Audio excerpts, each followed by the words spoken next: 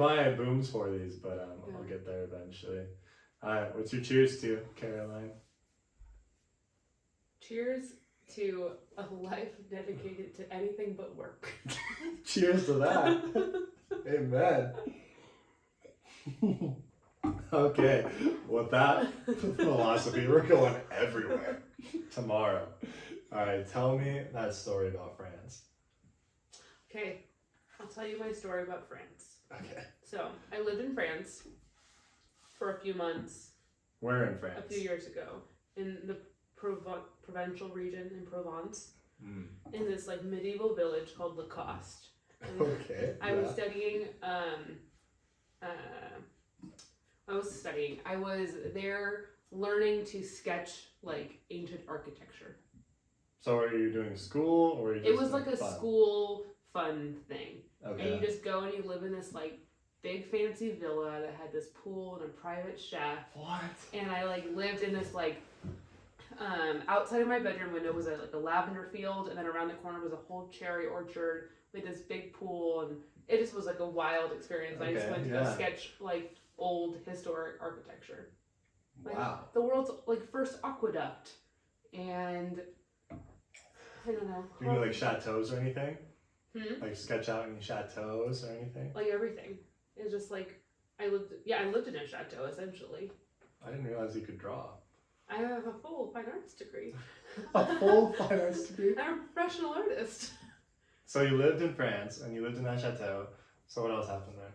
So I lived with a bunch of these people in this big giant like villa mansion, and I was just so tired of them just like wanting to like have fun and get drunk and drink wine. And I was like, that is fun.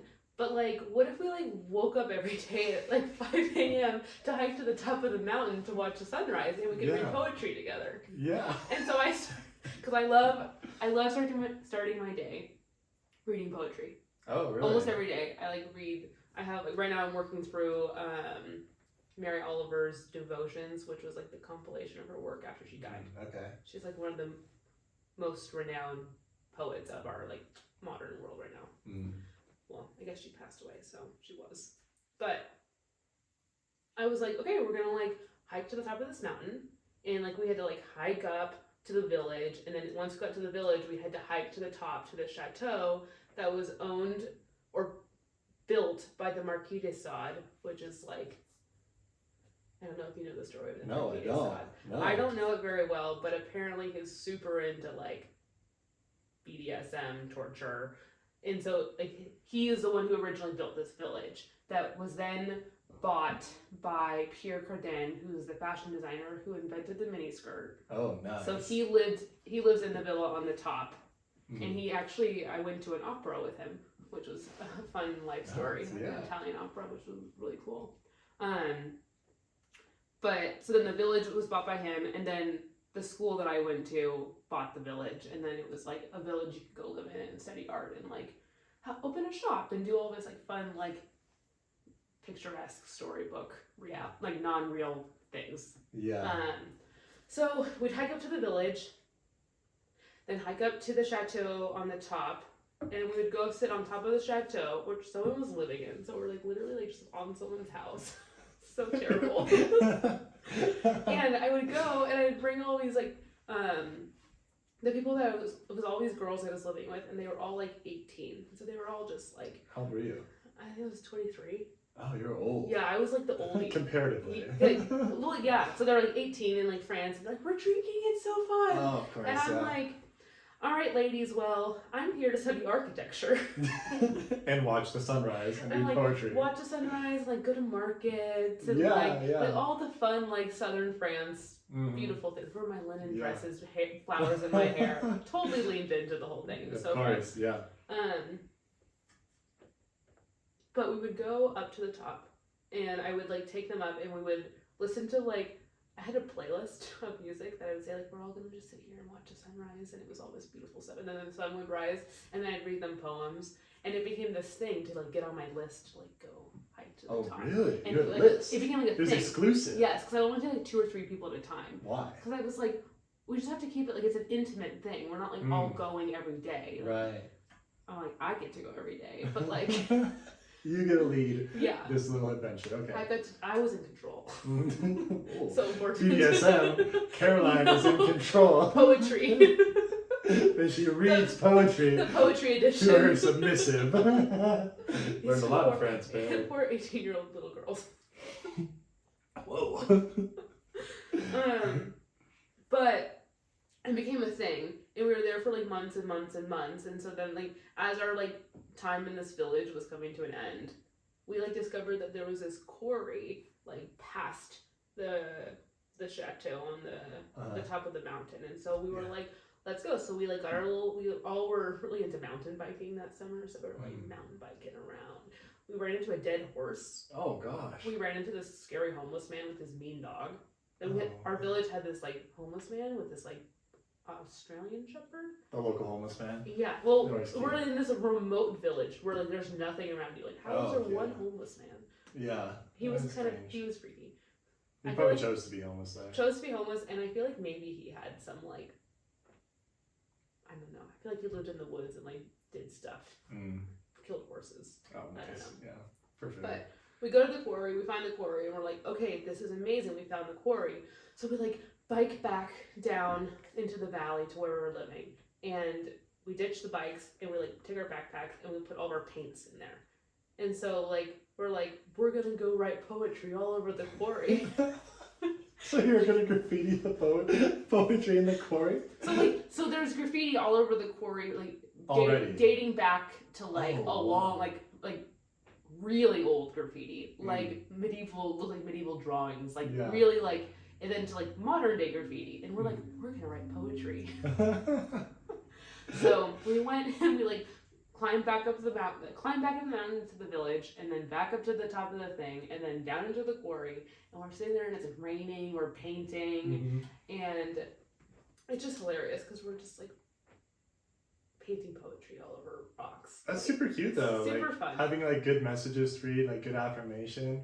Was it like pretty public? A lot of people went there? It's like anyone who like lived in the village knew that this quarry was somewhere, and like you'd have to find it. So it was kind of like once you found it, you like wanted to leave your mark on it, right? Because it wasn't like a public thing. Did you sign it? Caroline. I don't think I signed it myself. Or like C. I don't think so. I think I just like let it exist. I think I want to go there and like see if I can find your handwriting in your poetry. Yeah, I have a photo of it. It's probably somewhere on my Facebook. Yeah? Yeah. I'm actually like, it's one of my goals now is to go there and like check this out. You gotta do it. But then the best part is this day, we're just having this beautiful time. We're doing poetry. Everyone's super inspired. It's the summer of poetry. La la la la la.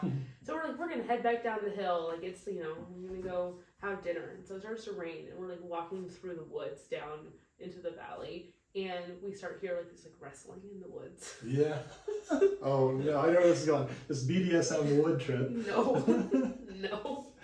So we had heard this rumor that there were wild hogs in the south of France that like run rampant, and they're like the hogs that like I feel like they have a purpose to some capacity for like harvesting some sort of fruit or something. But other than that, they're like wild hogs, like they have in Arizona. Like it's just like wild hogs. Yeah, they're terrifying. Like one of the most terrifying animals. They're aggressive. Yeah. And so we hear this like ruffling in the forest, and the person who like set us up in this villa was like, if you ever hear wrestling, you need to climb into trees because hogs can't climb trees. And so we're hearing this stuff, it's getting closer and closer, and I'm like, just keep walking, girls, just keep walking. And I'm like, all right, don't be scared, don't be scared, don't be scared. Like, you just have to like keep walking, and we're gonna get down into like the orchard, and then we're just gonna get into the cherry trees. Yeah, perfect. And so we're walking, and it's like louder and louder when you start hearing like grunting and kind of like sniffing, like hog noises. Yeah. So then I'm like, literally, I'm like, everyone has to stop. We're like, where is it coming from? And then it was like, like the count of 3, we're gonna like freaking book it down this mountain. So it's like me and like these like bless their heart, little 18-year-old girls with their big backpacks full of paint, and we're like in like sandals, and like it's like summertime, and we are like sprinting down this mountain, and literally turn around, and there are like hogs coming at us like downhill. They're chasing us, and so literally we're running, and then we decided to like do this like zigzag formation to try to like lose them. So I was like, you run that way, you run that way. Yeah. And then eventually, I think at one point I lost them, which was terrifying for me. You just abandoned little piglet girls? Yeah, I did. You're like, all right, everyone fend for themselves. No, but like truly, I mean, our strategy was to like zigzag. Yeah, and like they're gonna get a shot. Right, like we need to like make them kind of confused as to where they're going. And so I ended up then reconvening with all the girls. Everyone was safe. But then we got into like the gates of our house and like shut them, and there's like wild, like a movie, like wild hogs like up on the gate, like like trying to like get to us, and it was like literally felt like we were in like some like weird like post world. Like it sounds like a movie though. I mean, like you guys are like running off with your poetry and graffiti, and you go into the woods and get chased by a bunch of hogs. Like that could be in a movie for sure. Oh, it felt like a movie, and I just remember we like went back into the house, and like we're at this point we're like soaking wet because it's like pouring rain in the summer. Yeah, and it's raining. Yeah. Dang. Yeah. You should write this in a book. That would just be it. That's the story. That is the book. That's the book. All right, someone write it down, please. Didn't you write a book though? I did write a book. Yeah, how did that go? So we wrote a book. Was it easy to write? And publish? Was it easy to publish? No, publishing is terrible. I like did like a self-published it, and then I got in a deal, and it became like way too complicated beyond like what I actually wanted to do with it. The deal was too complicated, or distribution, or what? The deal was too complicated. Why? Because it's like a coffee table-esque book. It's not like right. You don't sit and like read chapters. It's like I have one on my coffee table. Right. You have one on my books? I do. That would be weird. No, I don't, but I'd love to read it. I'll put it on the coffee table. There you go. I was like, how? Do I know you? It's actually about discipline. It's a book about discipline. It just reminds me. But anyway. Anyways, the book deal just became too complicated, and I had like just kind of quit my old job, and I was like, I don't want to deal with this. I just want to have fun. Yeah. And so then I had fun for a while after. I love that. Quitting my job last year. I was just listening to a JRE podcast with Jewel. Do you know who she is? Like an old singer. The singer? Yeah. So she just did a podcast with Joe Rogan. It's one of the best podcasts I've ever listened to. Really? You need to listen to it for sure. It's so good. But she was like talking about like her music career and her life story, but how happiness was like the most important thing. You know, like above the deals, happiness was her main priority. That was like my experience with the book deal. I was like, I don't think this is gonna be good.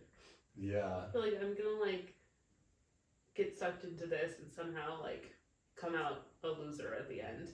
How'd you get discovered to even get a book deal? Did you reach out to a publisher, or did they find you? So I have a couple friends who are like influencers. They have books. They have managers and stuff. And so I connected with a couple of their managers, and then they like connected me to publishers and like advised me on like which route to go. And then I talked to a couple publishers, and it just felt like in the coffee table book world, it like wasn't quite to the spot where it like needed to be for it to be like great. For sure. It was like just perfect being what it was, and like that was the intention of it. Was like I wanted to publish it just to do it. Yeah. I didn't like really want to be like, this is my life now. I have this book. So it's like all of my travel photography from when I moved back to California from Georgia to take care of my mom, who is very sick. And so it's like the past, like, it documents 5 years of like my life, like dealing with that, but like through traveling. Is she sick present day? Are you going to go back and see her often, or how's that going? So she lives here she lives in Bozeman half of the year-ish. In Belgrade. In Belgrade, yeah. It's all the same to me. Close enough. Tomato. And then Los Angeles is like their main home. Okay, so you do get to see her a fair amount. So they were here like last week, and then I go back to California next week. Oh, you do? Oh, good. Yeah, thank God. I need some warm air to recharge. It's so warm outside. What are you talking about? I have 10 layers right now. It was like 55 or 60 out today, at least. I know, it was lovely. It was beautiful out today. It was lovely, but I'm still cold. It's kind of so who's your favorite poet though? Oh, it's Mary Oliver. Still? For sure. There's no like modern poets that are like alive today? I don't know. Well, because it's hard because Mary Oliver died like what, 2 years ago? Like she like she's in the past. She's in the past, but she's still very present. No, she definitely is for sure. I don't know. I feel like some modern poetry. There's like some books that I have. Actually, there's this one woman. She's in Australia. She and I connected through Instagram years ago. And now she's this huge poet in Australia. Okay. Her name is Tess Gurney. I don't know her. And she just writes these beautiful like poems, and they're just. Yeah. I have like her book by my bed. It's lovely. Aww. But like other than that, I feel like I'm a Mary Oliver die. Have you read any of Atticus? I have. Don't like it? I feel like it's a little too clickbaity. What do you mean clickbaity? I feel like it's a lot of like thoughts. Like I resonate with Atticus. I like it a lot. I like it right there. I like it too. I like it. I like the work too. I feel like it's a little. There's like, I struggle with like the social media poet. Why? That's like where it's going. There, a lot of things are digital. Like everything's going digital. I know. That's why I struggle with it because it's like where that's going, but at the same time, it just feels like accessible to everyone. Where I feel like poetry is something that you find and you hold like very dear to yourself, and you like want it to like kind of like be in your world. Yeah, I feel like he's very like contemporary. He doesn't have to like rhyme a lot or have all this like deep emotion. It's more just these thoughts, in my opinion. But I like it. I think it's really good. I don't dislike it. And I feel like there's a lot of like social media driven poets that I've liked over the years. But I feel like I get tired of them quite quickly. Yeah, I guess I do too a little bit. I feel like I'm like, all right, I'm done looking at your stuff. I liked the one that I read, which is why a book is great because you start it and you finish it. Are you gonna write a poetry book? No. Why not? I don't think I have poetry to say. Are you gonna read my poetry book? I would love to read your poetry book. I'll let you know when it's finished. That'd be great. I'll write the foreword. What are you gonna write for a foreword? I don't know. Hey, I live down the street. This is my neighbor. We've hung out like 3 times. It was great. It was great. This is his poetry. I read a couple of the words. I don't really ever want to read them again. But wow. You might see them on social media and read them a couple times. And see some photography with it though. Yeah. So the photography will next level it, you know? Yeah. We'll level it up. Yeah. For sure. I can't believe that's your forward. That's it. No, I have to meditate on it. I have to write a better forward. You meditate? No, I'm going to meditate on it. Oh, so you don't meditate? No. Why not? I don't know. You should. It's really good for you. I feel like equanimity. For you. You just sit there, like this. Like that, yeah. Don't you feel it coming in? No. No. I feel like if I'm going to meditate, it's like I'm going on a run. I got to be active. I feel like you're not meditating on a run. It's my form of meditation. I guess there are a lot of forms of meditation, and there's no one way to do it. I feel like the sitting still is hard for me. It is. Like, I don't love sitting still. All of our ADHD minds. Yeah, I'm just like, when I'm in motion, I'm like, I can think clearly now. There we go, just bang your head off the wall a little bit. Dear God. Everyone does that. Not me. I do it a little bit, not too much, you know, just casual. You gotta get out of your house. I work remote. So do I. But you get to go to buildings and stuff. Like you get to drive for your job. That's true. So you get to change the scenery. This is true. And I'm working on this all the time. And I have to edit, and I have to finish the book. I have a lot to do. But I told Zach on the last podcast, this next August, I'm going on a trip to Scandinavia. So I'm going to like 10 countries up there. Fun. Yeah. What are you going to do? I don't know. I'm just going to let it happen, you know. I'm just going to buy a one-way ticket, as usual. Start in Iceland. Kind of like your Iceland trip? Yeah. Well, that was different. That's because I didn't know I was going to get the house. Got the house. Got the house. So now I'm going to go to Iceland next year. I had to put it off a year, but it's going to happen. And then go do all of that. What country is that? That's the Faroe Islands. That's part of Iceland. Oh, is it? That's really expensive to go to. But I will for sure go there. It's a very famous Instagram spot. You know what would be a great way for you to travel? How? You gotta go on The Bachelor. No, I am not going on The Bachelor. I almost went on The Bachelor. Wow. Like 5 years ago. Did you apply? Yeah, I got into like the final round of casting and then I turned it down. Why? Because I felt too objectified. Yeah. It was like, film yourself eating, film yourself standing up, sitting down, film yourself doing this. They make you do that? Yeah, so I was like, ugh. Why? Because you're going to be on TV, they want you to look a certain way. That's weird. And I was like, I don't want to do this. I don't, yeah. But you get to travel. I think that's why I'm making this podcast, so I can travel at my leisure and the way I want to, and not be competing against a herd of hogs for that one girl. It's just kind of fun to see if you can make the running, though. So that's why you did it. You made a book just to see if you can do it. Just did The Bachelor just to see if you can get on it. What is next? Just to see if you can do it. I don't know. I moved to Montana just to see if I could do it. And then you're gonna move again. I don't think so. I don't know. No, you said you're moving. Where am I moving? You said you're moving apartments. Oh, I'm moving within the city of Bozeman. But do you know where you're gonna live yet? No, I'm looking at places tomorrow. Where at? One place on 6th Street and one on Davis Lane. Are they by downtown? Yeah. So you can walk downtown. So I can walk places. Oh, so city. Well, I've lived my life in the city. I like being able to walk to things. Bozeman is not a city. It's got a little downtown. A little downtown. It's enough for me. Okay, all right, that's fair. That's fair. It's got a couple coffee If I could shops. choose between the cows down that street or I don't know. I would like to live downtown. Like I'd love to go to the library and like go snuggle up in a window and read in the afternoons. You should go to the MSU library. Uh-huh. It's really nice.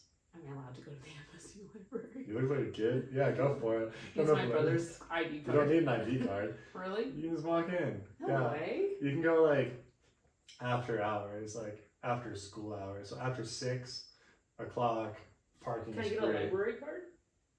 No, you're not a student. So then why go to the building? The Bozeman library.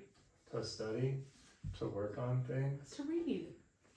I read here. I read in my house. I love reading in my house too, but I love being out and about reading. I love going to a coffee shop. What's fun is to go to a library and just randomly go to a random shelf, pick out a book, and then just open to a random page and see what wisdom you can extrapolate from it. You ever do that? Sometime. Have you ever done it? No. I love doing that. I go to libraries all the time. Just grab a random book and just open up to a random place and read like 4 or 5 pages and see what I get from it. I've learned a lot of random crap. I'm really interested in libraries because I want to preview the books before I buy them. Oh yeah? I'm not a digital reader. I need paper. No, same. Yeah, I can't read a book on anything besides the book. No, yeah, I need the book itself. Yeah, that's the only way to read. I'm on a celebrity memoir kick right now. Which celebrity are you talking about? I'm reading Julie Andrews' memoir right now. Who's Julie Andrews? She's The Sound of Music, Mary Poppins. What? What does she do in her life? So many things. I had no idea. What did she do besides run around in Switzerland? She actually did spend most of her life running around in Switzerland. Yeah. She and her second husband bought this chateau in some town in Switzerland, and they spent their entire lives trying to move their family there full time. But then they had children from different marriages who had different needs, and then they both worked in film. He's a producer, she's an actress, and they were like, we have to support our family, we're running out of money, so we have to go back to Los Angeles to work. So they just go buy a house in Malibu, and then it's running out of money. In Malibu. Because you're living in Malibu in Switzerland. Oh, yeah. Switzerland's really expensive. Mm-hmm. Where do they live there? Grindelwald or something? Or I swear it's around Grindelwald somewhere. It's something with a G. It's Grindelwald though. No, it's not. It's Ganst or Gonst. It's a short G word. I don't know that one. But I'm just at the part where they're leaving Switzerland again. Back to Malibu. Back to Malibu, yes, because the one son has, I think he had a drug problem or something. It's too bad. Yeah, maybe that's wrong. Well, you better read that book and finish it.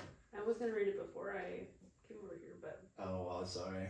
You were late anyway. I know, I was on the phone. You're 3 blocks away. I drive my car over. You drive your car. That's alright. I would probably do the same thing. I was going to walk, but then I was like, then I'm gonna walk back. It's cold. Gonna be cold. It's cold. I didn't want to like bundle up. I wanted to have only like 4 layers on. You know, I walk with a blanket around me every night. That's weird, dude. A lot of people look at me weird when I go walk. Like when it's snowing out, like I'll have a big blanket wrapped around me, and like people will be outside and look at me. They're like, "Who is that Yeti looking weirdo out there?" And it has like those ties. This tie blanket. A tie blanket. You know? Do you know what a tie blanket is? No. Well, I'll show you after this. It's like, I can't even explain it. It has those like fringes on the side of it. Oh, like someone tied it off for you. Yeah. Okay. Yeah. So I walk around with that. Dear God. Did you go anywhere else in France, or just that little medieval town? I spent some time in Paris. What did you do in Paris? You blah. I spent too much time in art museums. There's no such thing as too much time. No, you can get trapped in the Louvre. The Louvre is terrible. You know, I went to the Louvre, but I never actually went in the Louvre. So when I go places, anywhere, I specifically leave things out to do with other people next time I go. Oh, yeah. So like I left out the catacombs, I left out the Louvre, because next time I go, I want to be able to see, have a first experience with someone, and also be excited to be there again. Yeah. So tell me about the Louvre, since I didn't go. Did you see the Mona Lisa? I did. So I've been to Paris many times. Oh, how many times? I don't know, a handful of times. Really? Yeah, I've been all over a handful of times. All right. I guess we can talk for a while. I love these 2 places. I like this. I go all the time. Perfect. Let's go to Paris. I would love to go to Paris. I spent New Year's in Paris 2 years ago. That was the last time I was there. Was there a big like light show at the Eiffel Tower? So I was there with my family, and it was my siblings' first time in Paris. And so we like did this big fancy like 5-course New Year's meal at this little restaurant up in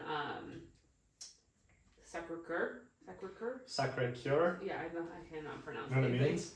No. It means Sacred Heart. Oh, I went up to the Sacred Heart area. Yes. Went to this restaurant, and we had this wonderful private meal for our family. All right. Fun. Super fun. And then we all walked back. We all taxied back, walked back. I forget what we did. Apparently drank a lot of wine and champagne. Apparently. And then my sister and I went to the Eiffel Tower because she had never seen the Eiffel Tower at nighttime. Obviously, she'd never been to France. And so we went to see it, and then it was so fun because my sister travels a lot, but she's super nervous. So she's like very scared to do things because she thinks she's gonna get abducted or like. How old is she? 27, 26. So she's like 2 years younger than you? No, we're less than a year apart. Oh really? How are you? 28. Do you have the same fear? No. Why? But you're scared to walk in the dark out here? Yeah. Why is she scared of like being abroad though? Like. I don't know. A little petite blonde girl. And then she's like tall, strong girl. Why is she scared? I don't know. I know a lot of like little tiny blonde girls or little tiny girls that travel all over by themselves and they're not scared at all. And they do great. Yeah, I've survived. You survived. We're doing good. I survived. We've all survived. We're all doing good. But she's so scared. So I was like, why are you scared? And she's like, there's all these like people out here. It's not safe. Blah blah blah. And so I'm like, let's just go talk to them. Yeah. And so it was just this whole fun night of us like in the rain in Paris talking to people. But we were talking in Spanish because I can speak Spanish but not French, and these people could speak Spanish but not English. Who were these people? Oh, you were talking to Spanish. We ended up not French. We ended up hanging out with going like around with these guys from Dubai. Don't they speak Arabic in Dubai? Yeah. Not Spanish. But they could speak Spanish in very broken English. So we communicated with them in Spanish, and just was this fun, magical, like social event under the Eiffel Tower on New Year's. It was very fun. That's super cool. Yeah. Wow. And then I flew to Spain. You flew to Spain? Mm-hmm. To do what? To visit my friends. Oh. So you're just going back and forth about this little Carolina's boom, boom, boom, bam, boom, boom. Yeah, exactly. And every once in a while I go to the other places. I spend some time in improv. What's that? I don't even know. Sinchelis? I would like to go to more places, but my problem is that I have so many friends in Spain. We're out in Spain.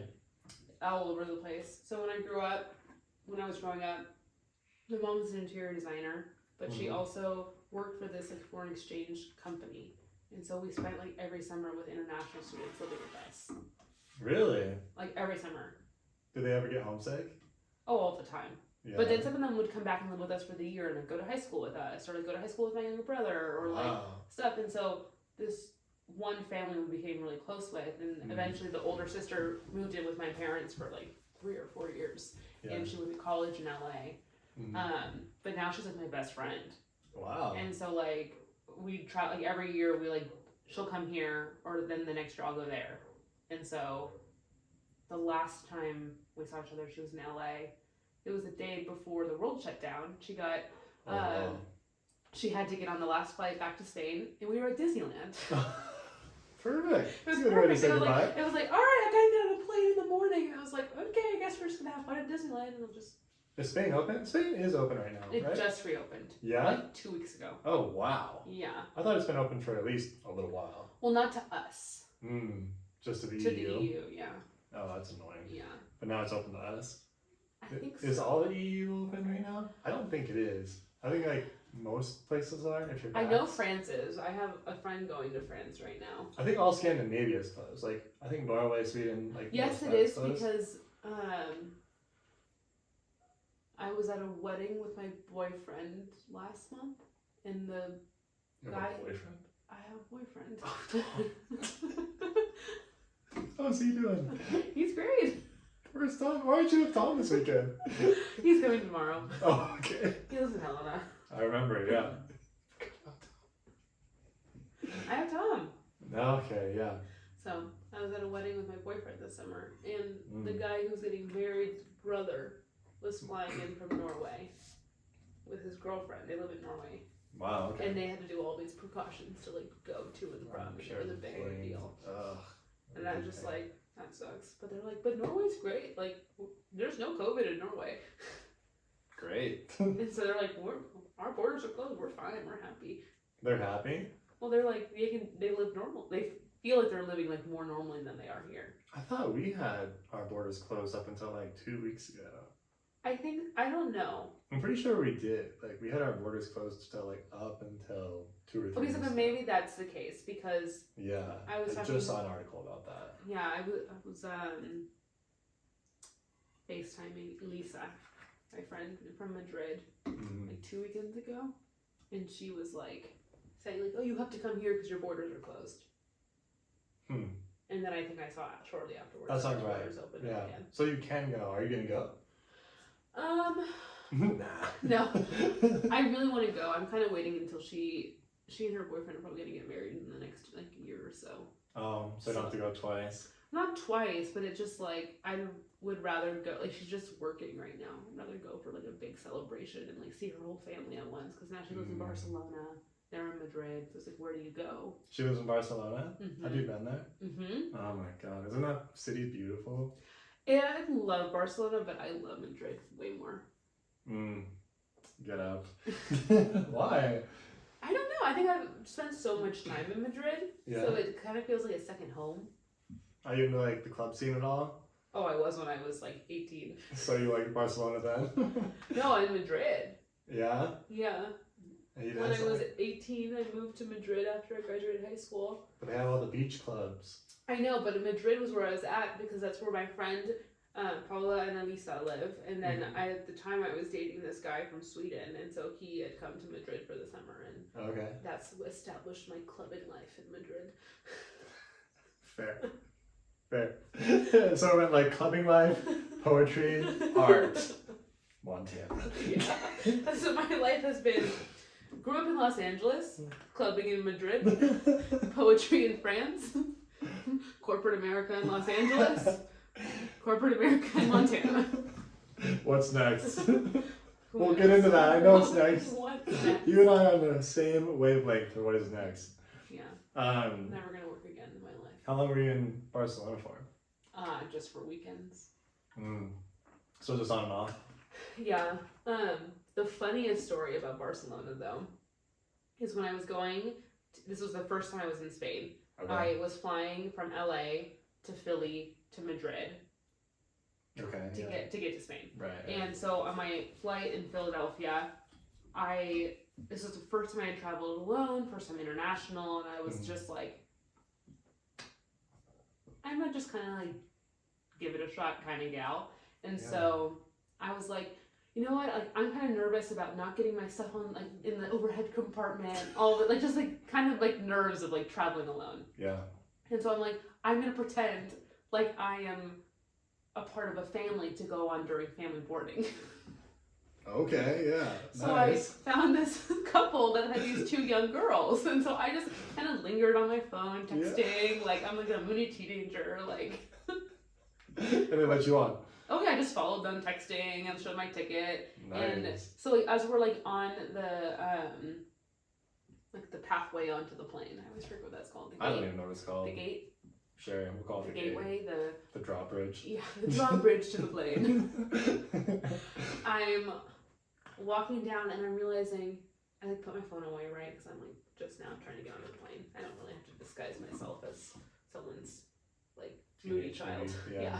Mm-hmm. So I realized that the daughters are talking to each other or talking to the parents. Like the mom is speaking Spanish, and then the daughters are translating it to the dad. So the parents are communicating and teaching their daughters how to speak both languages. Because like he's clearly American and she's clearly Spanish. Yeah. And so I thought that was so fascinating. Yeah. And so I kind of observed them my entire flight over to Madrid. Mm-hmm. And then I just kind of thought, wow, what a weird thing to witness, but like cool. Like what a great way to teach children like 2 languages, and like they're clearly living here and like going to Spain for the summer. Yeah. But then I'm in Las Cerdañas, which are the mountains outside of Barcelona. Mm-hmm. I'm with my friend Gemma, who lives in Barcelona, but they have like this like mountain home in Las Cerdañas. So we're like in this mountain village. Yeah. And she's like, "Oh, our neighbors are having a birthday party. Like we should go tonight, or whatever." Mm-hmm. And we go, and it's for one of the daughters. Nice. That I like hitched a ride on to the plane. That is unreal, though. Like, what are the odds that you run into one of those daughters? No, it's I ran into the whole family. Well, yeah, but like so for her birthday. And I was like introducing myself, and my friend Gemma was introducing us to the family, and I was like, I've met you before. And they're like, the dad's like, what? Or they were like, my friend Gemma was like, oh, you have to meet my friend Caroline. She's here. She's an American. She's like, this man's an American. Like, you guys should like talk. You probably have a lot in common. Like, yeah, what? Of course you do. Yeah. Probably don't have anything in common. We both speak English. I don't know. Big commonality. Yeah, big commonality.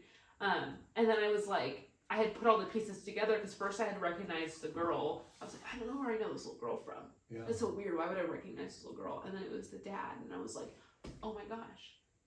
I got onto family boarding because I followed you and your wife really awkwardly close, like as you were going onto the airplane. Mm-hmm. And they thought it was the funniest thing ever. But like, what in the world? What are the odds of that, though? Like, isn't that wild? That is so wild. And I'm just in a remote village. Like, I don't even know what the name of the village was. Mm-hmm. Like, I bet you I could find it, but like, it doesn't really matter. But it's just like this remote, like literally one restaurant. Like, yeah, like it's just all mountains. Did you like keep their contact info? No. You should have. I should have. I just kind of just let it be what it was. That's beautiful. Yeah, it's so weird.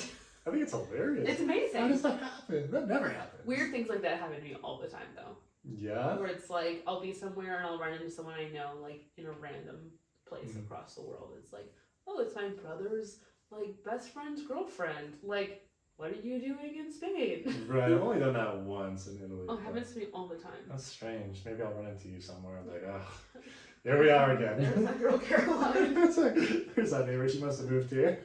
She was just moving all over the place. Did you get anything stolen in Spain?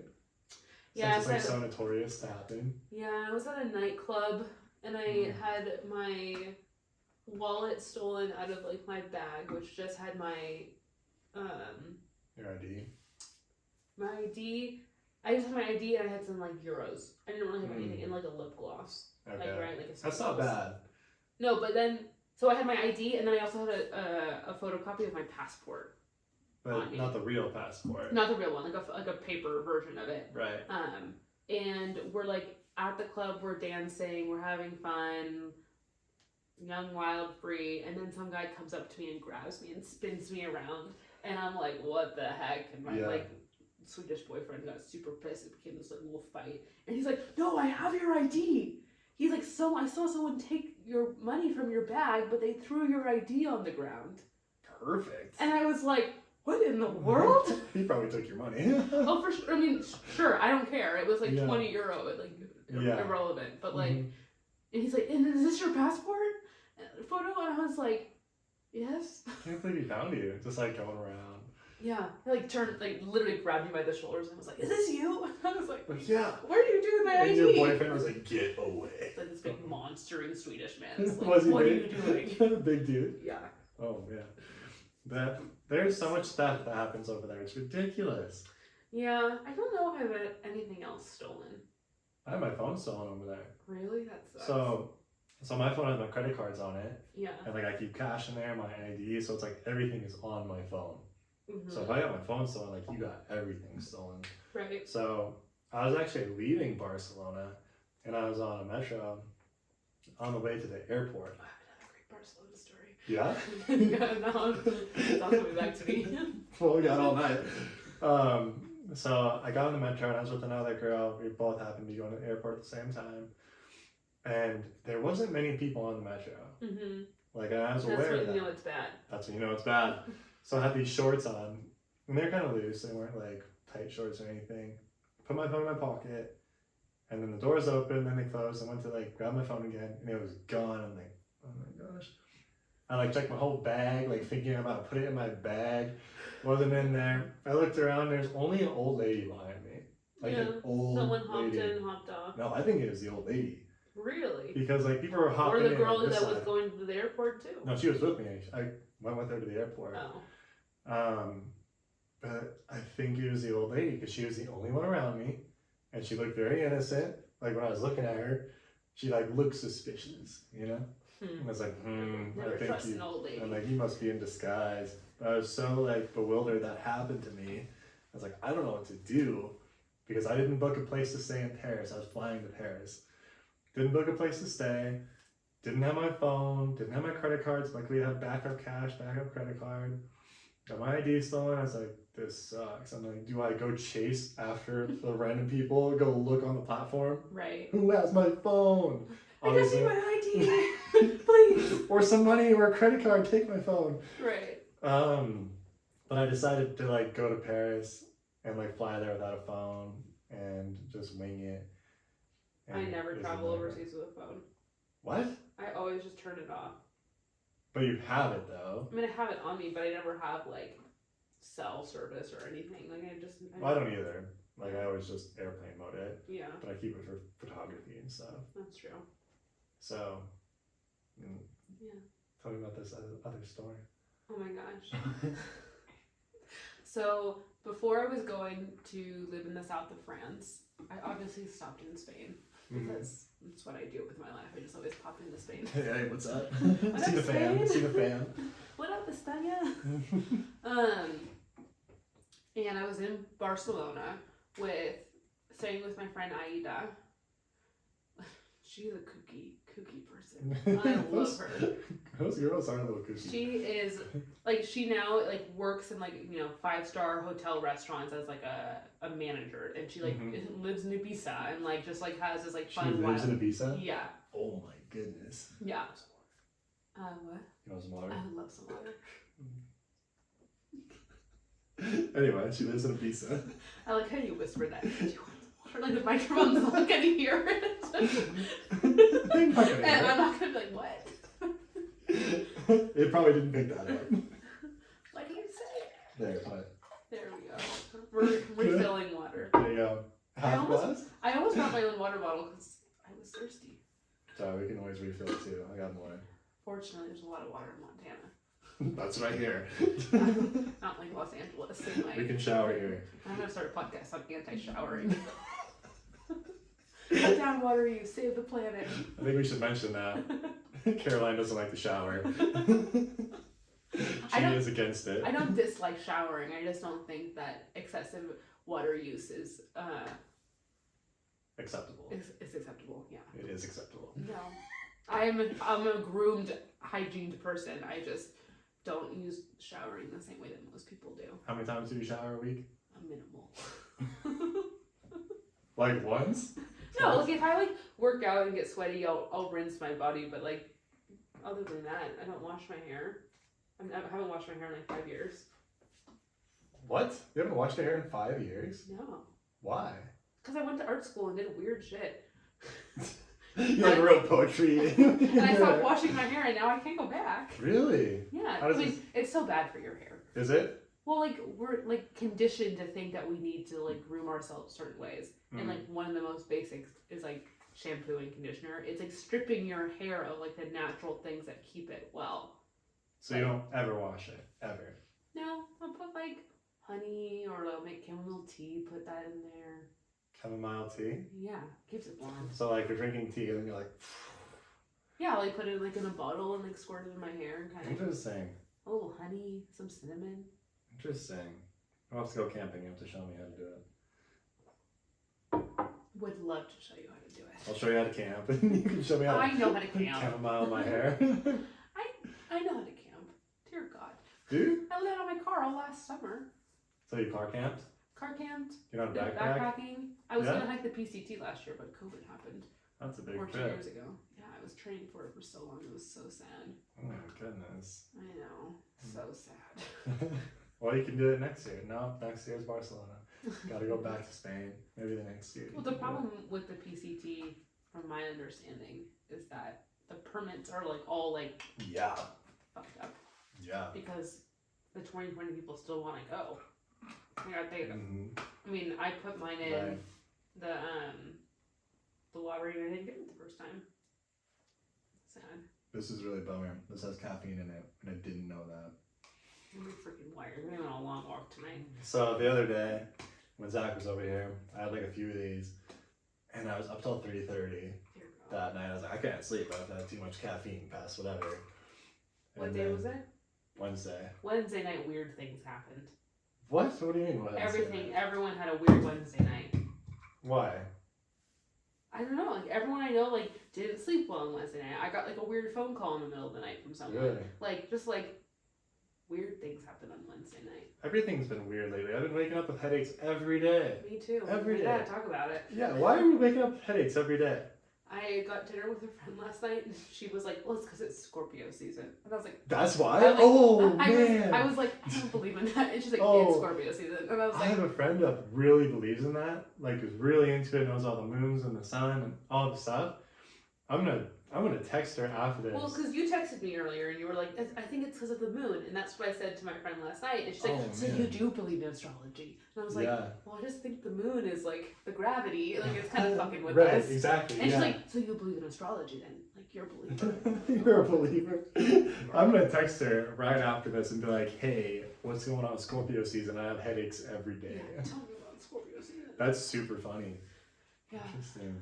I think there's a lot more to it. Yeah, but today's my first day that I haven't had a terrible headache in like I have 2 one right weeks. now. It's terrible. I know mine is like all right here on my face. Yeah, it's like behind your eyes too. Yeah, it's like in my cheeks. Have you ever had a headache in your cheeks? Yeah, it's like everywhere. It like morphs. It goes like from here to here to here. It's terrible. I had to shower twice today to try to get rid of it. Before I came here, I was laying on a heat pad. I was like, feel better, feel better, feel better. For real. Yeah, I was like, oh, okay, that's gonna work. Like, I gotta feel better. So I like shocked my body. Took like a cold shower, hot shower, cold shower, like right away. And had some ibuprofen. Still there. I'm like, come on. My friend texted me. I'll tell you what she said. Because the podcast needs to know. The podcast does need to know. She said, put your feet in ice water for as long as you can and put a cold towel on your neck and your eyes. I did that, the cold towel. When you have a headache for that long, it's probably a migraine, which means that your brain is inflamed, so you need to reduce inflammation. Is she a doctor? So I was like, how do you know that? And she's like, well, I've been having migraines for the past 2 years, and that's what's been working for me, apparently.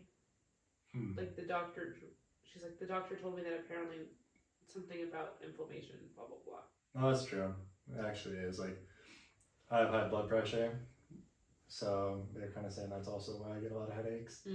It's like all the pressure in our brain. Oh, great. Big hothead. Better stop using it. Better go watch some TV. Some what? TV. Terror. That was my dumb accent.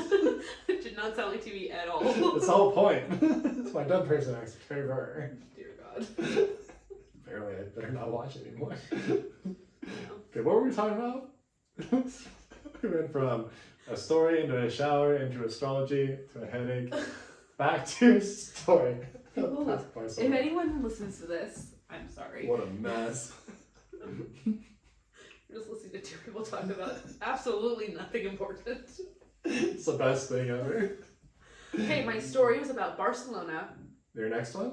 Yes. I remember we were talking about Barcelona. I was like, I have another story I have to tell you. Because you were Right, telling me you were flying to from Barcelona to Paris or something. Mm-hmm. You were in Spain. Mm-hmm. I was in Barcelona briefly with my friend Aida, who lives in Ibiza now. Right. But she lived in the suburb with her mom and her sister and her grandmother. Mm-hmm. And this was like, I don't know, 5 or 6 years ago at this point. Maybe longer. Damn. I feel old. We are old. 28. 28. We're 25. Here's my fun life hack. My boyfriend is 32, so I'm just so young. That's your life hack? Just date someone old. I can't date someone old. I'm 28. You could do it. So you think I should date a 32-year-old so I can feel young? Yeah, live a little. No. My dating range goes from 23 to 26. A 3-year range. Damn. And how did we meet? Also, fun fact, podcast listeners, that's how Matt and I met. We went on a Hinge date when I was out here for a job interview in the spring. And then we decided to be friends. Then I friend-zoned her. I think we equally friend-zoned each other. I friend-zoned her. No, you did it. It was like an equal, like, I was like, this is the one person I met. I'm going to try to keep up something so that, like, I can, like, know someone when I moved to Montana. And I was like, clearly he's not feeling it. I was like, clearly I'm not feeling it, but I just need to know someone. And then we turned out to be friends. Yeah, it worked out great. And then she moves a block away. No. Talk about stalkerish. I moved there, and then you moved here, like, 2 months after. I've been moving here forever. No, you haven't. Mm-hmm. I lived in Belgium forever. No, but you haven't lived within 2 blocks of my apartment for forever. Yeah, I have. No, you haven't. Yeah, I have. No, you haven't. How much you want to bet? I don't know, $10. I'll bet you $100. Where else did you live in this neighborhood when I was living in that apartment? This house. No, you just moved into this. I just bought this. Were you living here? Mm. I thought that you weren't going to buy the house you were living in. I wasn't. Made an offer on it. They denied it. 2 months went by. That's when I was going to move to Iceland. I don't believe you. I have verified witnesses. I don't believe them. I don't have any trust in them at this point. Why? We can call them. I'm serious. But they're your trusting side. I need to have a mutual witness that can solidify the truth. I mean, I can It show you doesn't really a matter. rental. I can show you a rental application to this place. I'm going to tell you my Barcelona story because this conversation is pointless. Yeah, we need to get back on track here. Back to Barcelona, sorry, Ibiza. I just want to tell you because it's so robust. So I think I flew in from Madrid to Barcelona to meet up with Aida and my friend Hannah that I went to high school with. And Hannah was moving to Spain, to Barcelona or somewhere. She was moving to Valencia, that one. Okay, yeah. To do a very similar thing that I was doing, but she was doing like a work exchange program, so she was there for like a period of time doing a job kind of thing. Yeah. And so she was super nervous because she didn't know Spanish at all. So she was going to take Spanish lessons, do this job and all this stuff. And so she's like, will you go to Barcelona like after you go to Madrid and like help me figure out how I need to like get to Valencia? Mm-hmm. I was like, oh my gosh, absolutely. I love Barcelona. And we'll go stay with my friend Aida and her family. And so we go stay with Aida.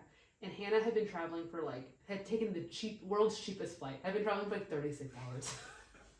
I'm like, stupid. You just pay the money. Yeah. Just pay. And if you're that broke, then like, I get like, you should travel, but like, think about it. Yeah, I've done that. Like, ask for like $200, like from your parents or from a friend, or like if you like need to do it. Yeah, it's not worth it to travel for like over 30 hours to get to a place, and then you're starting a job. Not to start a job, but yeah, I've definitely done those. I've tried it too. I mean, I've had like layovers where you're like the flight back to Los Angeles is like 4 days long because the layover is like 13 hours. You're like, I'm sleeping in the airport, I guess. Oh, I have another story about that in Prague. I have a ton of those stories. So I'm with Hannah. We're in Barcelona. She's exhausted. I'm not. I've been in Spain for like 3 or 4 weeks at this point. And so it's some saint day. It's like the village that we were in outside of Barcelona. It was like that saint's holiday. Because in Spain, they like celebrate all like the Catholic saints. Yeah, I don't really know which one it is. It was like San Hort's. It's like in the summer. I don't know. I don't remember. So Ida and her friends that we're with are like, we want to have this big party at the house on the patio. And so like we go to the grocery store, we're buying all this food. Hannah is exhausted. We went to a movie in the middle of the day. We're like doing all this like weird stuff. Yeah. And like I can speak Spanish, but I can't speak Catalan. And so like they all speak Catalan, they don't speak Spanish, they speak to me in Spanish. So like we had no idea what we were doing. Right. Yeah. And so like we go and we're like both exhausted, and we like have this like full dinner on the patio. At one point, someone like apparently wanted toast, so they brought out like the full toaster and this extension cord to like make toast at the table. Like it's bizarre, and there's fireworks going everywhere. People are in the streets. It's like super fun, and like we're having this big feast. And so we like are exhausted, and I was like, well, we're gonna go to the club now, and we're like, we're gonna go to sleep now, like we're tired. And so we're alone in like this giant house because like grandma went to sleep and mom and the daughters are going out to the club for this holiday. And Hannah and I like go into our room, and we find out it's like a full-size bed with one pillow and a sheet. What? And the windows weren't windows, they were open, like the whole house was open, but they had like these grates that you closed. They hadn't put in like their winter windows. Right. And so like you just like, it was like a garage door. So either it was open to the air, or it was like you were in a garage. Okay. But it was like every room was like this. And so like we're like, all right, well, I guess we're gonna go to bed, and it's like super hot, and we're like, well, we should just take showers. So we go into the bathroom. There's no shower. It's like literally just like a floor with like a hose. Like a tub kind of thing. Yeah. Like there's like no like containment to it. There's like no towels. We're like, they're all at the club. Like we don't know where any of their stuff is. So like I'm like, all right, I'll go first. So I'm like just standing in the middle of the bathroom with this like shower hose. Like, all right, cool down. You drip dry. It's literally like soaking wet everywhere. That like literally like water going out of the bathroom. We're like, we don't know how to not make a mess. Like, how do you take a shower in this place? Like, so what do they do? Is that how they showered? I don't know. We never asked because it just was, the rest is chaotic. And so we like, I take a shower, Hannah goes and takes a shower. We're like laying in this bed on this one pillow together, and it's like literally like 10,000 degrees. Yeah. And we're laying there, and we're like, so the window's open, so we're just sleeping like in the city, and like the street is right there. Like someone's gonna come in, or an animal, like a raccoon is gonna come in here. So we like psych ourselves out. We're so tired. Hannah's exhausted, so we decide to like shut the grate, and then it's like an oven, and so we're like, we have to open up the grate again. So we go to pull it, and like the little string breaks and like stays shut, and then we turn around, and then the door had locked. So we're like trapped in this like oven of a room all night. Like she's exhausted. I'm trying to like figure out, like I'm on my cell phone being like, you gotta come home. Like we're trapped in the bedroom. We don't know what to do. So we get like absolutely no sleep. And so the next day Ida has to go to work. So she like gives us to her mom and her grandma. And they don't speak Spanish. They only speak Catalan. And so we're like, we don't know what we're doing today. And so they like take us on this like adventure to this like amusement park where it's all miniature things. Yeah. And it's called Miniature Catalunya, and it's just like this like. That's cool. It is cool, and you zip line over the miniature. That's so cool. Miniature Barcelona. So and like you do these like little things, and then the grandma kept having us pose like we were giants in the thing. Mm-hmm. And then she had this like pug with her named Rufus, and then she wanted photos with Rufus, and it was just like very weird, like hanging out with grandma today. Who doesn't speak our language at all. Doesn't speak any language that we can speak. Yeah. And then they drop us off at the train. And we're like well, I don't know what we're supposed to do now. They're like, leave. Get out of our house. You flooded our basement. I think the plan was like for us to like go into the city center and like have the day to be there and then like to come back because Ida was working. There was nothing for us to do. Right. So they like entertained us and they're like, now go have fun. And we're like, okay. So we like make our way into Barcelona and then we like make our way back. But like again, it's like this holiday and the story is like not actually that funny, but it's like I'm thinking in my head and it's hilarious. I'm telling it and you it's got not to be there. Funny. But we're like, we like go into all these wrong trains because everything is like in Catalan and Spanish, but like it's mostly Catalan and like the outskirts. Mm-hmm. And then all of a sudden there's fireworks again. So it sounds like there's like gunshots everywhere. So people start like screaming and yelling and running and hiding. And it's like, are there guns or is it fireworks? And then there's like kids running through the streets with fireworks. Yeah. It just was chaotic. It's not that funny of a story. You can edit it out. In my head, it's hilarious. I have to edit this one so much. I'm glad you gave me a good one to learn how to edit on. Yeah, got that one out. On the last one, I was like, listen, I don't know how to edit. We got one go. Yeah, no, I'll help you edit that one out. It's really funny. I'm watching it in my head right now. I know what you mean. Like, I have a lot of stories that like I could tell. It's like you had to be there. You have to understand like the excess of like the holiday and how like chaotic it was, and then for us to be like stranded in this house and like mini Catalonia with this little like petite Spanish woman who like cannot speak to us, and like she's like she's like 80 years old, she's driving her little car. We're like, we're gonna die. I had that happen to me too, as far as like a language barrier. So it was like right when I was flying out of Barcelona. Mm-hmm. So I got to Paris, and it was like 12 at night. Mm-hmm. Sketchy time to be in Paris. Yeah, I didn't mind. I was like, all right, I'm gonna sleep on a park bench, like whatever. So there's no one my age around, and I go to the bus stop. I'm like, I don't know where this goes. I don't have my phone. I can't translate. No one's speaking English around me. And this girl walks up to me, and she goes, "Hi." I'm like, "Hey." She's like, "Where are you going?" I'm like, "I don't know. I'm gonna go find a bench to sleep on. I got my phone stolen. I didn't book a place to stay." And she goes, "Oh, you want to stay at my house?" I'm like, "Yeah, that'd be great." So I got on the subway. Is it called the subway there or the metro there? It's called the metro there. I think so, the metro. Called the metro. So we got on the metro, and we rode that metro for an hour. Sketchiest metro in all of Europe. I liked it. I didn't mind it. So sketchy. But we rode it all the way out, an hour, like outside of the city limits. We rode for like the last stop, the very last stop on the metro. Which arrondissement were you in? What? Which arrondissement were you in? What arrondissement? The city of Paris is like segmented in arrondissements that are the shape of a snail.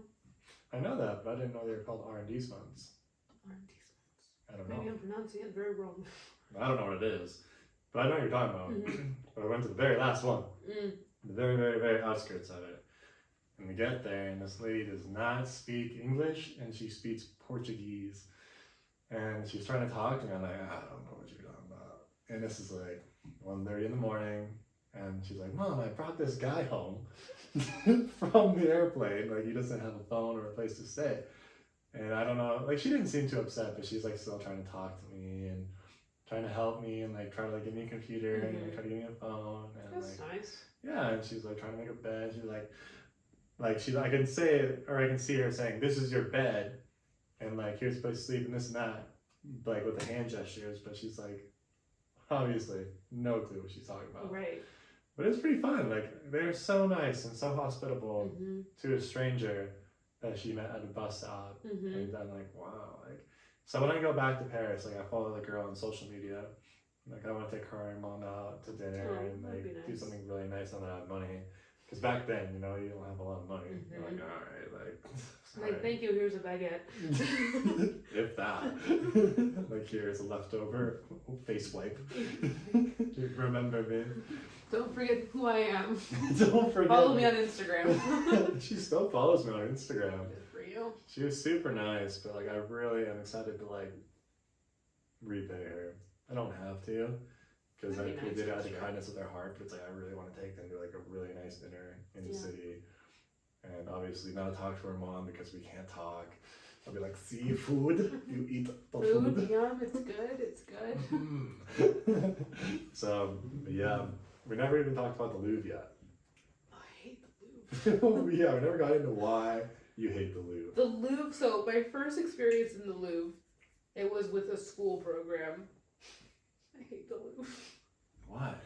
I had this terrible professor from Germany, Professor Klutsch. He accused me of being on drugs and tried to get me expelled from my college because I was going to do a report on Kandinsky's like later in life pieces of art that like were about him kind of like losing his mind and kind of like taking psychedelics and trying to like, you know, it was very reasonable. Very reasonable, and I thought it was so interesting because Kandinsky's work is like, it's so different than his like end of life work. Is he German? Kandinsky? Kandinsky? I don't know. I think Kandinsky would be German? Polish? Sounds like, I don't know. Vladimir Kandinsky? I can't even say it now. Kandinsky? I'm not sure. Yeah, I don't know. I'd be curious though. I'll have to look it up. And I love Kandinsky. I love his work. He's like one of my favorite artists. And I was like, I had never seen his later in life work, and I had seen it in one of the museums. This is still not talking about the Louvre, by the way. But then I had done this, my like thesis report for my time there was like on Kandinsky's late life work. Yeah. And he went to me in front of the entire group of humans I was studying with. And he was like, if you submit this report, I'm going to assume that you are taking psychedelics. And that is against the rules of our program, and you will be sent back to the U.S. and you will fail this course. What a terrible person. And I was like, well, like, I don't do drugs. Like, I just don't. Like, I have all my reasonings to, like, never want to do that. And I was like, oh, that's really sad because I would never touch a drug. Like, I've seen drugs hurt a lot of people, and I'm never going to do that. Yeah. And all my friends were like, Caroline is the one taking us to read poetry. Yeah. And he's like, no, like, this is terrible. And then eventually I did present it, or we didn't present it, we like put it in this like gallery. And he like looks at it and he's like, whose is this? And somebody's like, that's Caroline's. Like, really kind of like, should we tell him it's Caroline's? Yeah. He's like, this is the best report. And I was like, he's like, this is the best report. It's so beautifully done. And I was like, well, that's so funny because about 2 weeks ago, you were going to have me expelled from this program. And then I wouldn't be able to get my degree and I wouldn't be able to finish my thesis and all this stuff. And so like, that's kind of funny that you just didn't trust me and you would assume the worst. And I was like, it would be really nice if you would apologize to me. What? He tried to make you apologize? No, I said it to him. Oh, okay. I was like, it would be really nice if you would apologize to me because I thought it was super inappropriate. Yeah. And he's like, I'm so sorry. Like, this is a beautifully done report. Yeah. Like, no, like, you need to apologize to me in front of the entire class. Dang. And I was like, he's like, I'm so sorry, Caroline, that, like, you know, I doubted your ability to have a good report. I was like, no, you need to apologize for accusing me of taking drugs during this course and in front of the entire class and embarrassing me. Yeah. And like literally this man, I think, just I never talked to me again after that day. Good for you for standing up for yourself. But he was terrible. Yeah, terrible man. And I wonder why he had like a vindictive mindset towards you for some reason. I think it's that I was the oldest person in the program. Oh, I was like, yeah, so old. And everyone else just kind of like did the work, and I was like challenging, and like I would like lead my little flock of 18-year-old girls to like go like to do things alternatively, right? So like going back to the Louvre, he trapped us in the Louvre for 6 hours. Dang. He stood at the top of the elevator and said, no one leaves. Whoa. He's like, you need to sketch in the Louvre for 6 hours. So we're sketching art, which like I hate sketching art. Like I'm like, that is the art itself. Like right. Like yeah. I'm not trying to mimic art in my own art. Like I understand like learning skills, but like here I am with like my little like number 2 pencil, like in Paris. Like I'm more concerned about like going to like buy like a fancy dress. Like I don't want to like right. I want to just go appreciate the art. So we're trapped in it for 6 hours. Yeah. And so I'm like sick and tired of this like you're trapped in the Louvre thing. So I start this whole fad of we're all sketching people with their selfie sticks with art.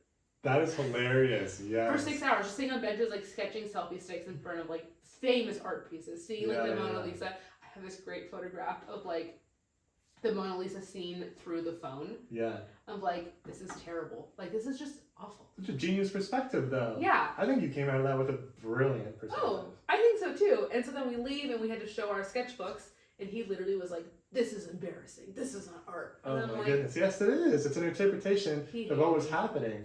But that's why I hate the Louvre, because it just feels like if I'm in there, I'm trapped. Because like you're underground, and my memories of this like mean German man being like, "You could not leave the Louvre."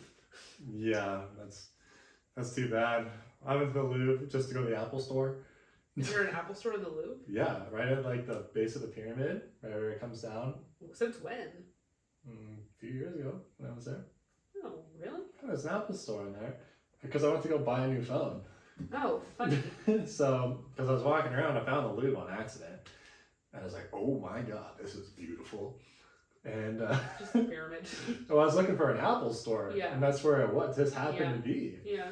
So I was like, there's a pyramid for an Apple Store? Wow. The wait in line? Yeah, so I went down there at the bottom and I went to the Apple Store. I was like, can I buy a new phone here? They're like, no. I was like, what? So they didn't let me buy a new phone at the Apple Store.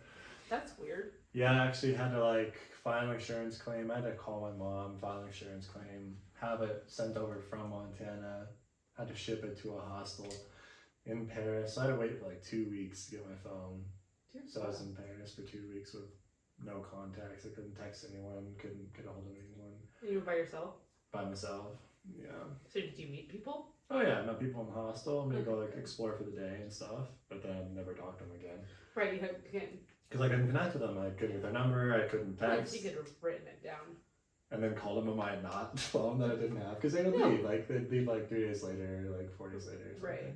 But then you could like still have a contact to like keep up with them if you wanted to. Yeah, I mean I got a few Instagrams and like add me on Instagram. Yeah. And then when I get my phone back, like I'll add you back and we'll communicate. But I think you should definitely go to the Louvre with someone who doesn't trap you in there. And I mean, I've been there. I've been there recently. And oh, like, yeah. It's like since then. I've been there a few times and I still just, I don't like it. Probably because of that one traumatic experience. Yeah. That's too bad. I love the other museums though. Yeah? The, what's like the one with like the tube on the side, the Contemporary Modern Art Museum. Is that what it is?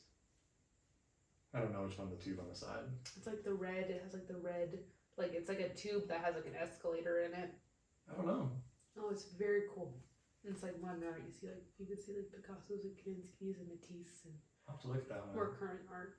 And next time I go, like I'll for sure like go to more museums. I don't think I went to any museums. Okay, my favorite museum is the Monet Water Lilies Museum. And it's like you go down into this room and it's like the lilies are painted on this like round room wall. Yeah. Because I'm me. My friend took my phone. So you know like you do a panoramic photo on your phone? Yeah. And how if you like start on one side you can run behind and be on the other one? Mm. We did that for like 2 hours in this museum and had the whole crowd doing it. We're like, all right, everyone. Like the docents are like, this is not what this is for. Right. But like the only thing in the museum are the lilies. Really? That's the only thing? There is other art like in another part of it, but like of that, it's just that. Like, people really go just for that. There's a wonderful exhibit also there, but people don't necessarily go for that. It's just kind of supplemental. Right, it's like the tourist attraction. Like you want to see the lilies or whatever, the water lilies. Yeah. And so I was like, well, you want to see the water lilies? Let's have some fun. Yeah. And so we did all these like fun, like it'd be like, all right, and go and run, and everyone would cheer if you got on the other side. Well, your phone's blowing up. How many people are you talking to? It's so popular. This is just Tom. Where are you? No. Where have you been? Work drama. Oh, what's going on at work? My project manager, who basically is like, I'm a director, and then I have a manager who like manages all my work.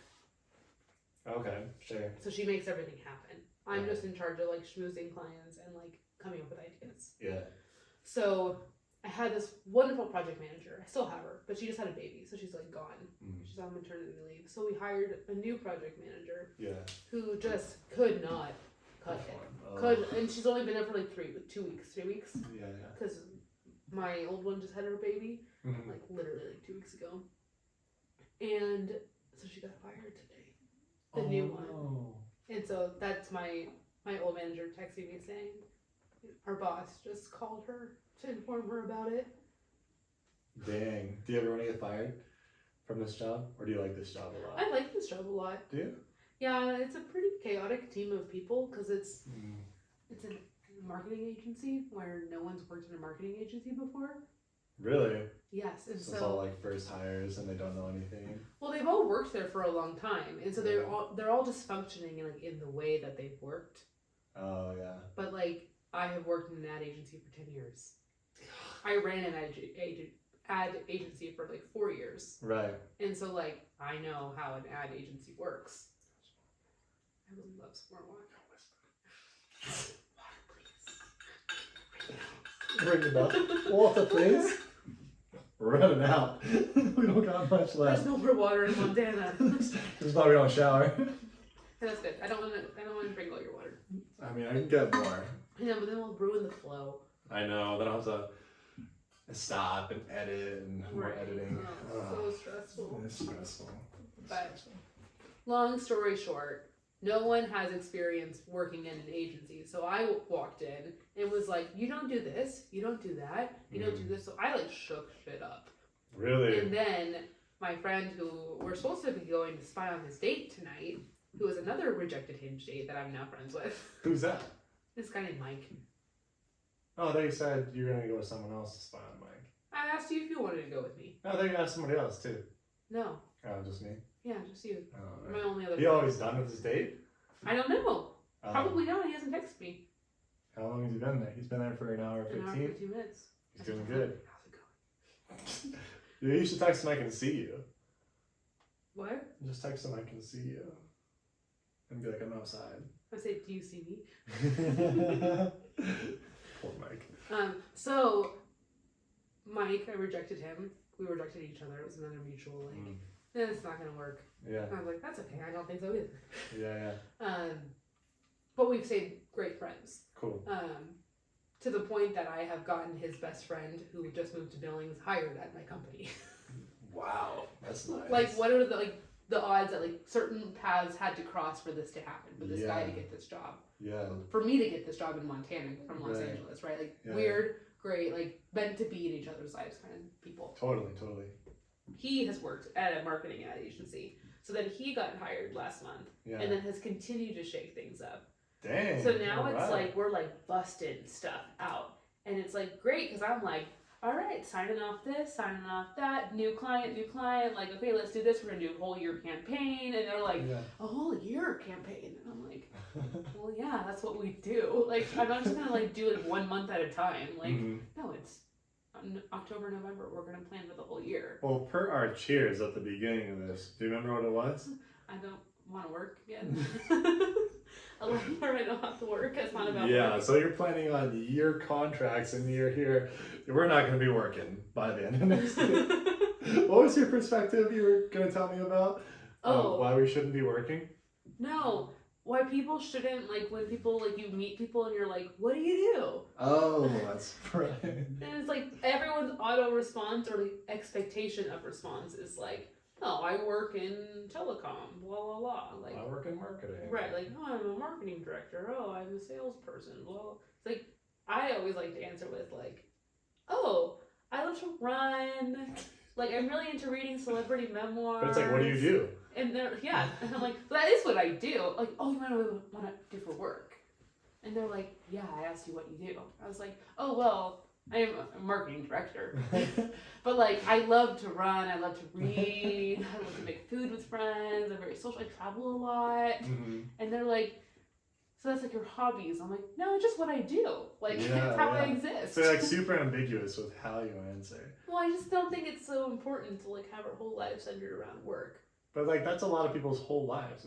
It's a lot of my life too. It's like more than half of people's lives. Okay, but I think like for me, like I went to school to be a fashion designer, and then my mom got very sick, and so then I had to like give up my dream job. I was gonna work at Patagonia. I was gonna do all this wonderful, cool, eco-conscious like sports activewear. I was super excited about it.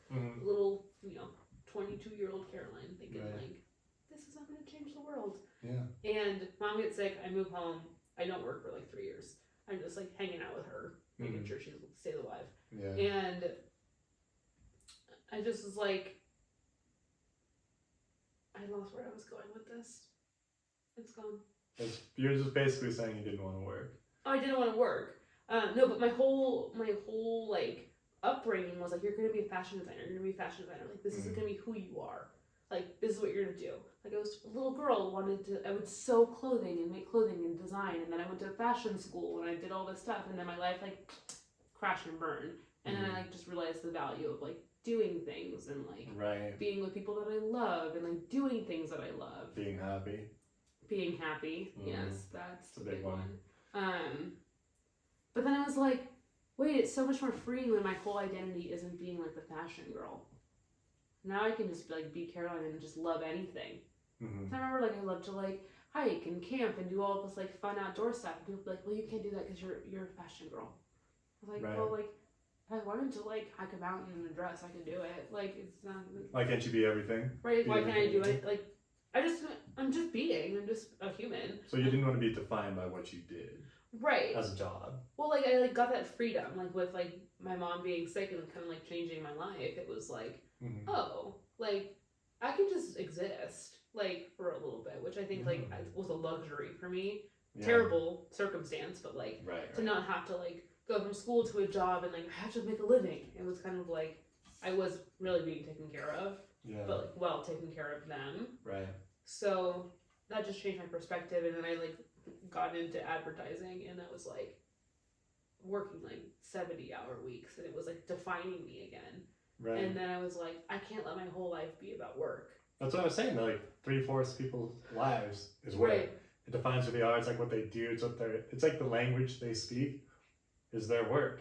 Every job has a different language. Right. So you start seeing people with their different jargon and stuff, and that's all they talk about outside of work is work. I think it's terrible. I think it's because terrible our lives, like we weren't like you weren't born into this world to be like, all right, get ready to work. I think it's terrible. That's also why I want to really take this off and have people share their stories. So I've had a lot of people reach out to me. They're like, I want to be on your podcast. I'm like, awesome. I'm like, it's a traveling podcast. Tell me about your travel stories, and we can talk about everything else as well. Yeah. And some of them were like, oh, I don't have any travel stories. I'm like, so what do you want to talk about? They're like, oh, my work. I'm like, that's great and good. And like, I'm glad you're passionate about your job, and I'll have a lot to offer. It's like I'm creating this to see people light up about what they've done outside of work. Yeah. Like what they're excited about, their memories of travel, and what changes went on with them and things. I think it'd be interesting if people's perspective of work changed from what you do 9 to 5 to your life work. My life work is to be kind, to have fun, and to see beautiful things. Yeah. Right? That's every day I wake up and those are the things I try to accomplish. Right. Yeah, creating ad campaigns and kind of bossing people around is what I do all day. Sorry. It's okay. Sorry, everyone, I'm the boss. I'm the boss, don't forget. Not really. I took a step down. I'm no longer the boss. Why did you take a step down? Because I was too young. They said that, you said that? I said that. I didn't want to be as powerful as I was so young. Why? Because it was too stressful. I worked all the time. I didn't do anything that I wanted to do. At this job? My old job. Oh, okay. Yeah. Okay. So this job is the step down? Yes. Okay. And you're liking it more? You have more time? Yeah. I feel very poor, but... I understand. That's why. I can't do any of these things anymore. We just have to look at it. I just look at Spain, my favorite place. We're like, we would love to go there one day. Again. Yeah. That's the thing, it's like we have to make money to like be able to afford to go do those things too. So it's like this weird balance. I've known like a lot of people that have that mindset, they don't want to work, they just want to be free and be happy. And I think that's like one of my goals every day too. But then again, like, gotta realize you need to build something with some value. And you want to do all these things that are fun. It's like the balance, right? Yeah. Like, I lived my life in different chunks where like I had no job and I was just living and having fun and spending money traveling and doing fun stuff. Same. It's the best. It's the best, but then at some point you kind of feel like this like aimless misunderstanding of like purpose. Like there's like I felt free. You feel free, yes, 100% you feel free, but then there's something that's like the rewarding of like this is like the fruit of my work. I don't know, it's like I think the fruit was like living life. Like you probably had worked before and then to enable you to do that. I had worked before and I had a lot of money saved up. So right, I wasn't exactly. too worried about it. But like in those I think few moments that I was free, like just waking up and doing whatever felt good and Absolutely. felt happy and just connecting with people and running around this earth just like the animals, just being like a wild child of the world. Yeah. It was the best feeling in the world. Yeah. I feel like I definitely love that, but I also love bossing people around, so that's a problem. So that's what you learned in France at that little BDSM town was Caroline Saddam. And she likes submissive poetry. It's all about poetry, people. We're gonna do my daily poem, and then you'll do everything you ask me. I ask of you. Oh my goodness, this poor Tom. So does he like That's read? terrible. I don't have to talk to this guy. I need to meet him. I read him poetry once. He's like, "That's cool." That's it? I'm like, Aww. "Please, come on, I love this." He's like, "It was beautiful." I was like, "You want to read more?" He's like, "No, I just, maybe I'll go for a walk." I'm like, oh, Tom, come on. I want to read my poetry. Read a book, Tom. Read my memoir. Yeah, well, I used to read in the morning with all of my ex-girlfriends, like poetry in the morning, and it really set a good tone. Yes, that's the best tone for your day. It really does. Like we the morning is the best part of the day. I disagree with that. It's like when the world is quiet and you can be centered. But like I feel like at nighttime it's like you're running, you hit a wall, right? Of like the whole day is behind you. Like the morning is like the fresh start. I think the nighttime is a new start, like to a new day. Like there's the day of the light and the day of the dark. No, does that make sense? I hate nighttime. I love nighttime. That's why I take my walks at night. Like no one's around. Like I have different lighting going. It's just a whole new world. The stars are out. Like there's a different vibe and different energies are going. So I love the nighttime. We're talking right now. It's nighttime. It's great. I know, and I want to go to bed. It's 8:30. I know. I want to go to bed. Time you go to bed. Well, this week I've been going to bed at like 8 o'clock because of my headache. Oh really? Yeah. I know. I still got my headache too. I'm drugging myself to sleep. Tylenol PM. The special sleep potion that I have. I almost brought you some. What is it? It's like this magnesium sleep drink. Oh, okay. It relaxes all the muscles in your body. And then it has melatonin that kicks in. Oh, interesting. So you relax your body. The other night I take a ZQL for it and just conked out. Yeah. And then last night I was just in pain, just wiggling around.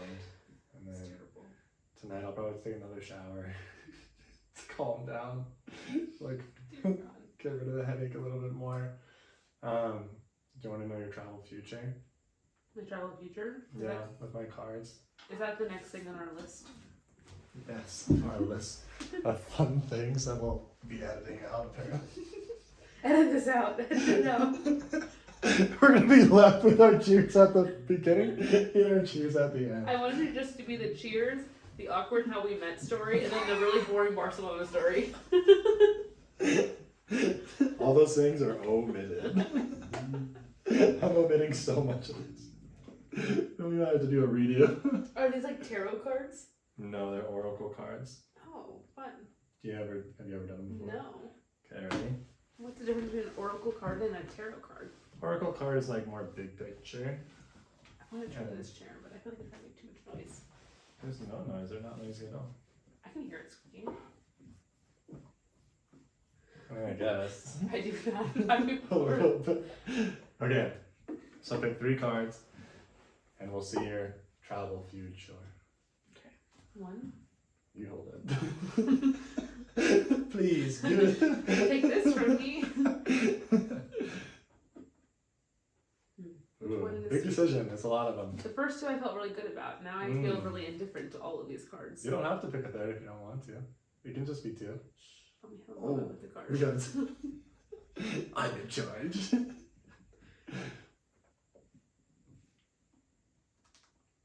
one right there. I feel that one. Do you feel it? Alright, so what are my cards? Don't tell anyone. This made me fart. You're welcome. Make me nervous. No, I'm hungry. Do I look at them? Yeah, so flip them over. So tell me your first one. I'll tell you Come together. Whoa, what's the number on it? 8. 8?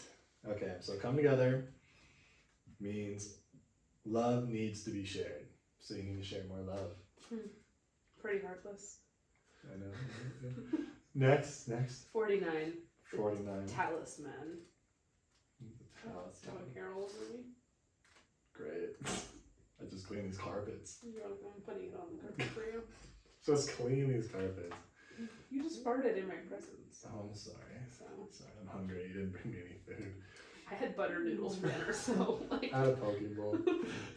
49. What is it? Talisman? Yep. A lesson truly learned is crystallized as earned wisdom. You have all you need for the success you seek. Interesting. So. Feels like some lame TikTok dance. All right. Next. 26. The deep freeze. The deep freeze. Yeah. Everything has a season. Now is the time to put an activity on hold while you rest. Damn, that feels relevant in my life. I should put work on hold. There you go. What are you gonna do? Rest? Rest. Not get headaches anymore? I'd love to rest. That'd be great, wouldn't it? Damn, I need to share love. I have everything I need, and I need to rest. How does that feel? That's your future. That's my future. Is you need to rest. I need to rest. I have everything I need, and I can love more. Perfect. Good to know. Cheers. Cheers to that. To rest. To rest. And not working. And not working.